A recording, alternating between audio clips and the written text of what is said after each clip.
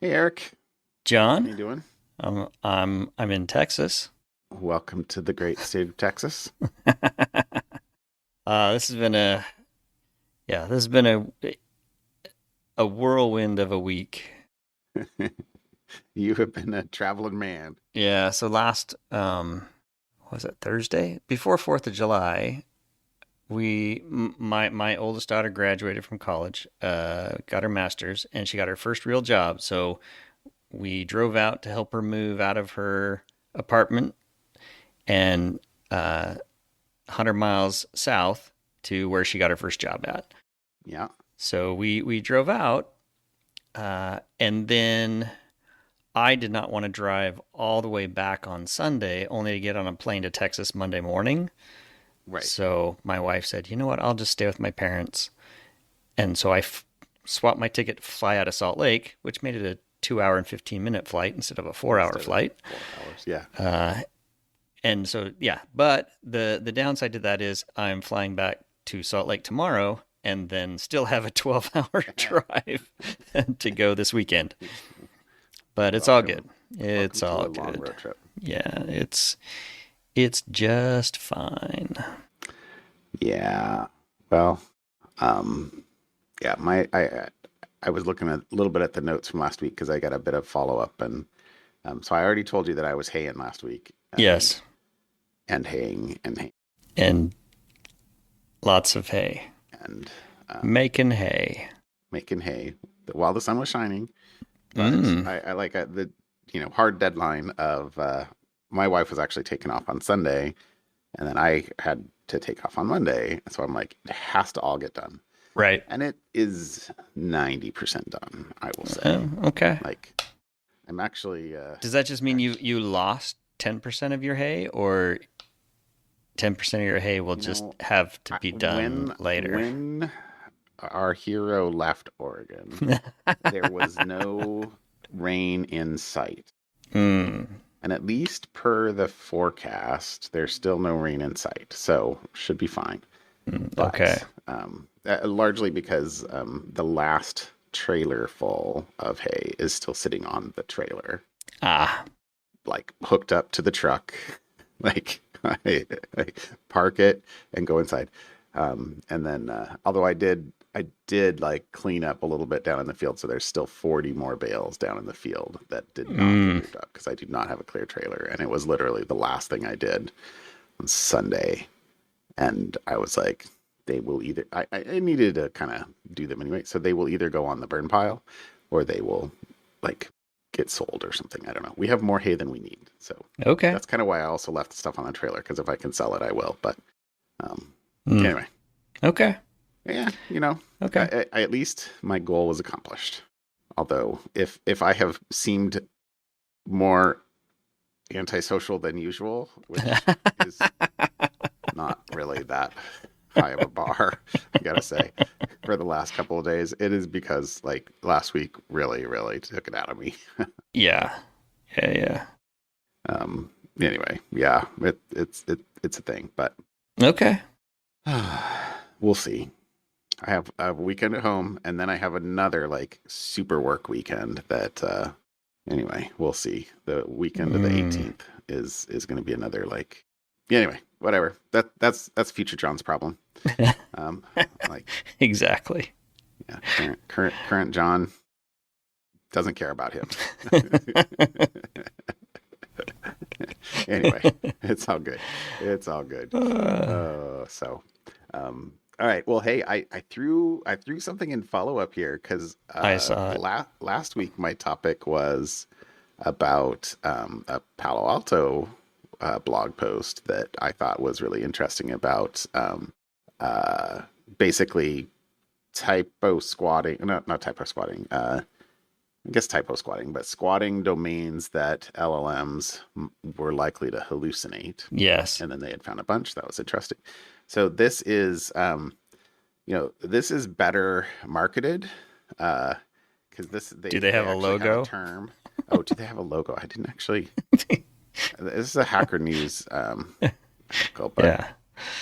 but I was going to put the Uh, link in here. But the term is HalluSquatting. um, as in hallucination squatting, Right. and no logo, at least here. So Mm, the missed notion is, opportunity. hey, right, uh, identify package, repository, or skill names that AI coding assistants reliably hallucinate. Register Yeah. those names. Wait for assistants to fetch attacker-controlled content. So Mm, the article reports that in tests, hallucinated names were consistent across prompts and models, reaching up to 85% of repository requests and 100% of skill installs in peak cases. genius. Yeah, uh, so this attack kind of combines hallucination with indirect prompt injection. So the fake resource doesn't magically execute by itself, but the risk is the AI coding assistant can, if the AI coding assistant can fetch external content and run commands with little human review, aka you're running in YOLO mode or something like that. The Foreshadowing. the Mm. the package exists. Yeah. That sounds like exactly what I need to do. I'm sure the markdown file describing it is awesome. So you know, I'll be Uh, honest. I mean, developers are increasingly letting coding agents install tools, clone repos, run terminal commands.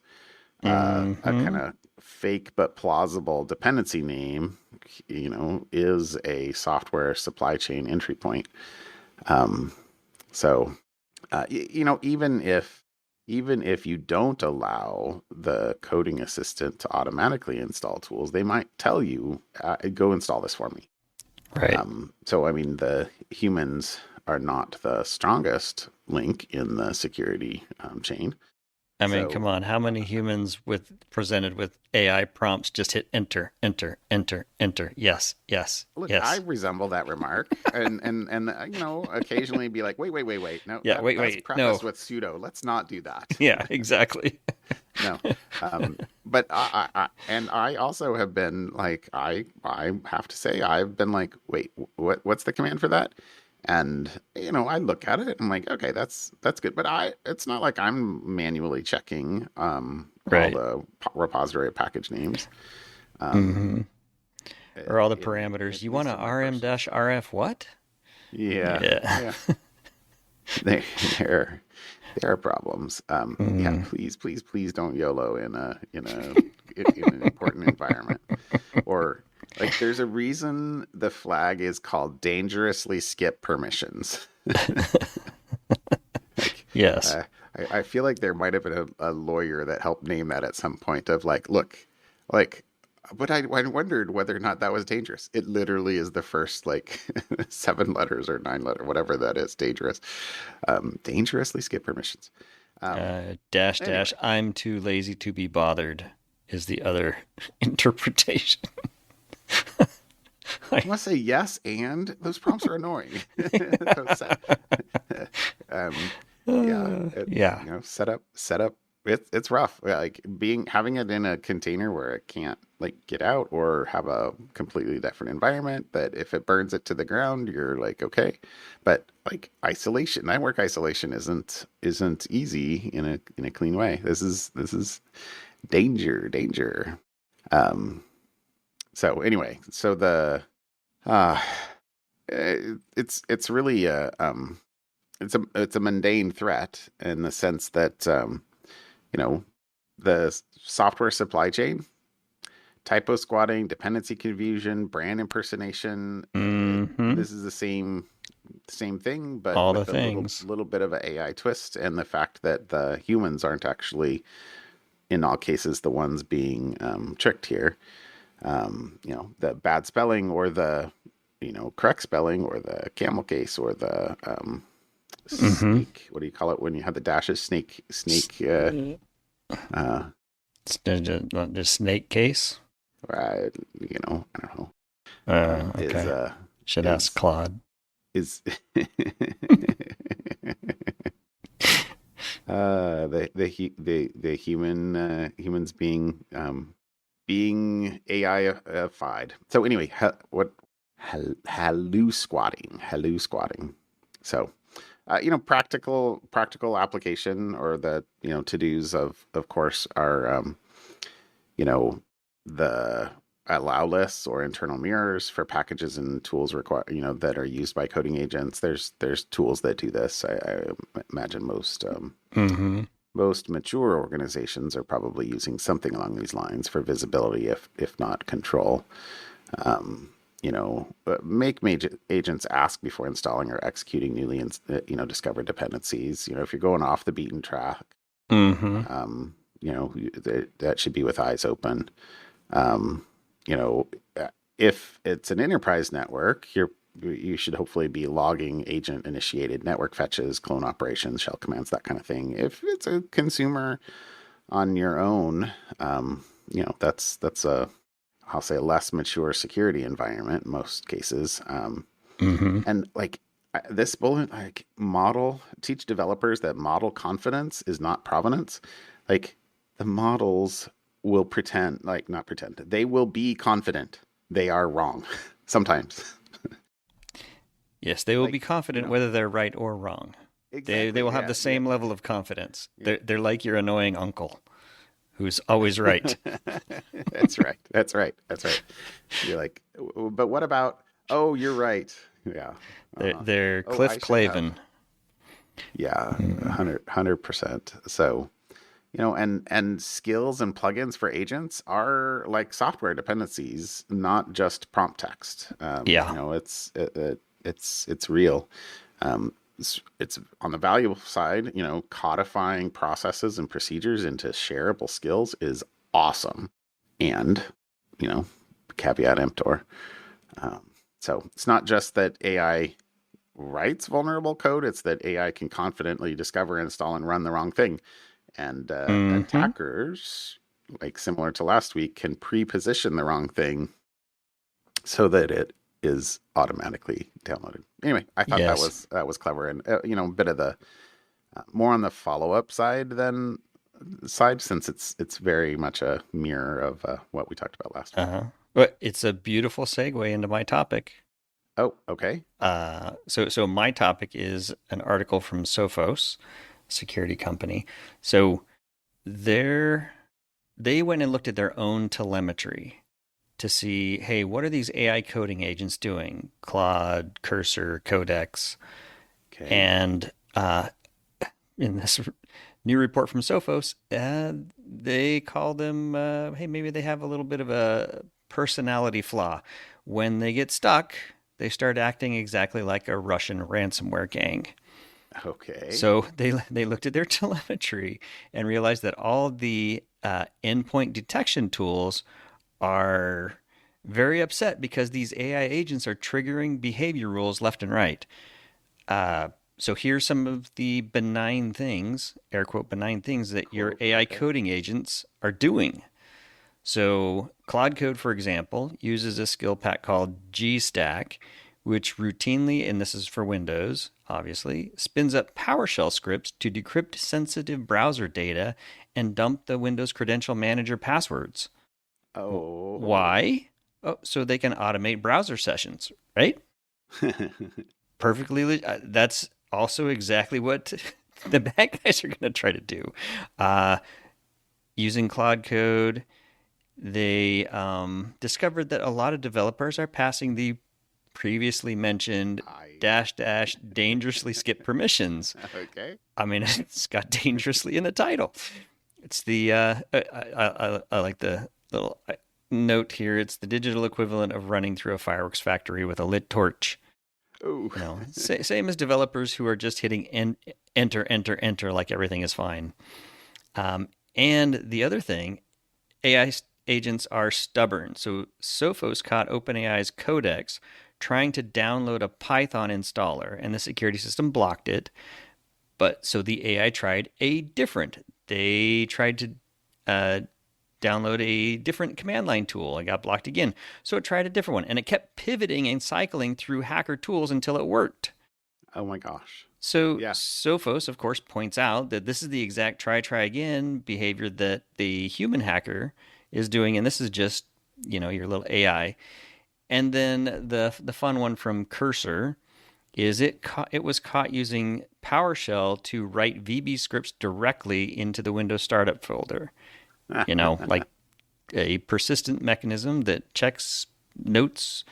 Anyway, so the takeaway from here, Sofo is trying to be nice. They're saying, hey, look, the AI isn't malicious. It's just trying to solve problems by any means necessary.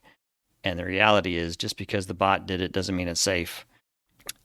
So if it walks like an attacker and steals credentials like an attacker, your EDR, your security software, is going to shoot it out of the sky. So if your SOC team looks incredibly sleep deprived, thank an AI developer. Oh, that is very I funny. just thought this was fun. By any means necessary. Yeah. By You told any me to go means take that hill. I'm going to go take that hill. Yes. I'm an AI agent. I will do what you command. So there you go. That's my article for this week. All right. All right. Thanks. That's a good one. So my actual topic for the week is a Krebs article on FBI seizing the NetNut proxy domains.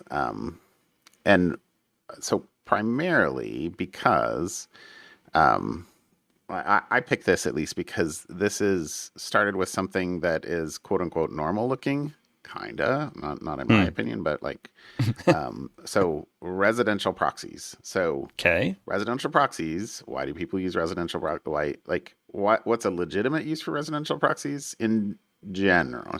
Legitimate. I'm going to actually use legitimate even with air quotes. In general, residential IP addresses are not filtered the same way that like I'll say a legitimate VPN endpoint is, for example, oftentimes. Right. So like, Netflix and a lot of the content providers, like for example, they will limit your use of their service if you're coming from an egress point that they know to be for example, a VPN termination point. Why? Because they know people are like in other countries VPNing to the US or vice versa in order to get access to content that's not quote unquote available in the region. It's one of the top use cases. It's one of the top use cases that people have that they want to use VPN for.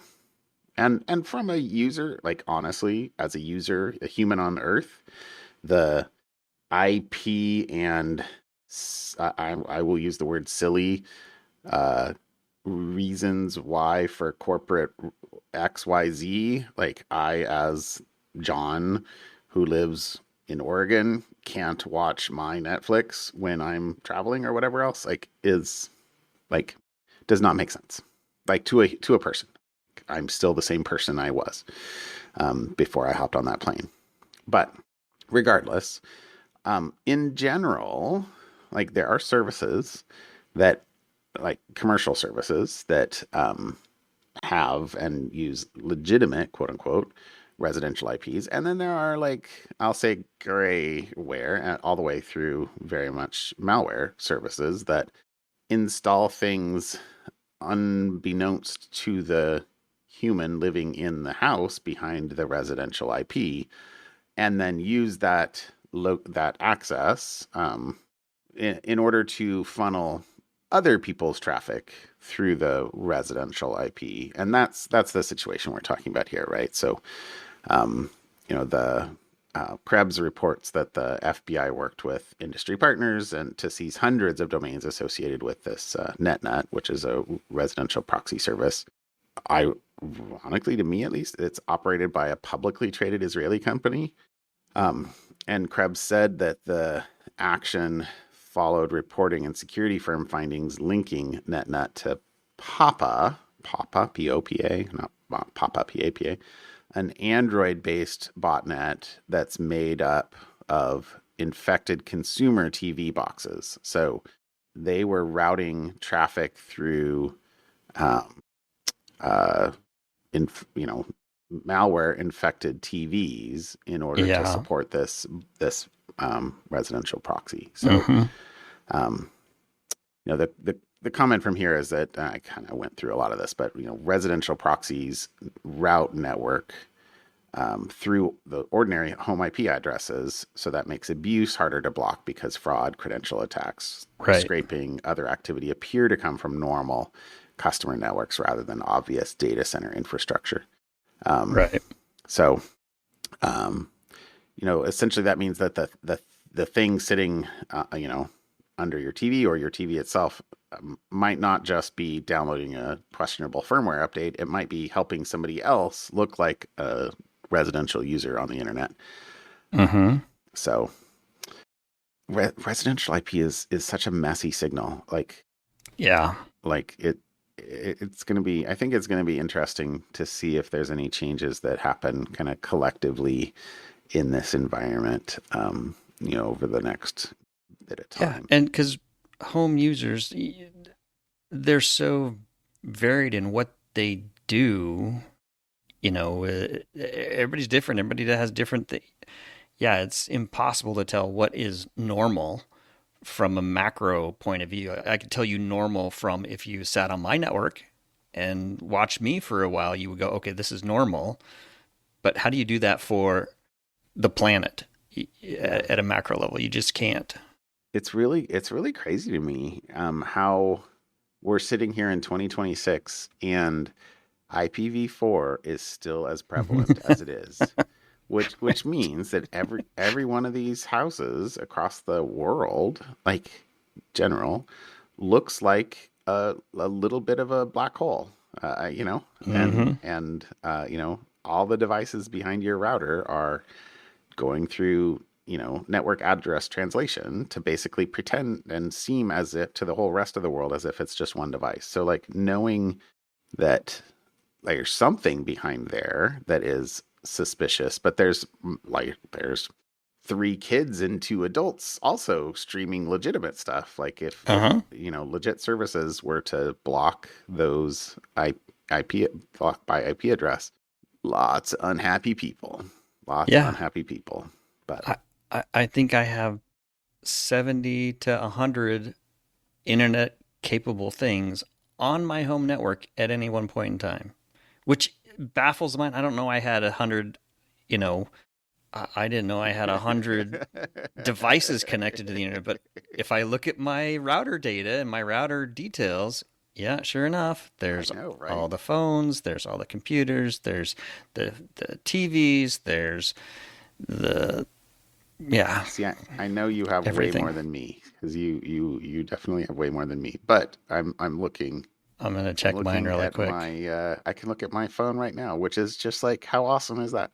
Yeah. Manage my home network from however far away this is. I only have 45 currently I on my home am network. not at home. There is nobody in my house, and I have 55 devices online right now. welcome, welcome to the what is this? The 2020s, I guess. 20. Yeah. Yeah. Anyway, I thought that was good. So good on them, and Mm-hmm.